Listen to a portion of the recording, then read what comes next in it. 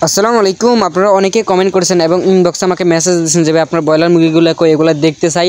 তো আজকে আপনাদের সাথে আমার ব্রয়লার মুরগিগুলো শেয়ার করবো আর কি, আমি ওজন দিয়ে মাপ দিব এবং আপনাদেরকে দেখানোর চেষ্টা করবো ইনশাআল্লাহ।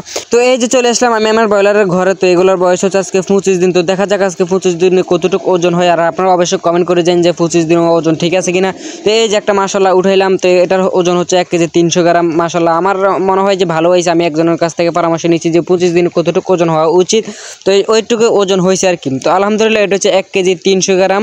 আর আমি একটা মাপ দিয়ে দেখি, এটা হচ্ছে 1 কেজি 400 গ্রাম। মাশাআল্লাহ এটা একটি সবচেয়ে বড় মুরগি আর কি, এটাও 1 কেজি 400 গ্রাম।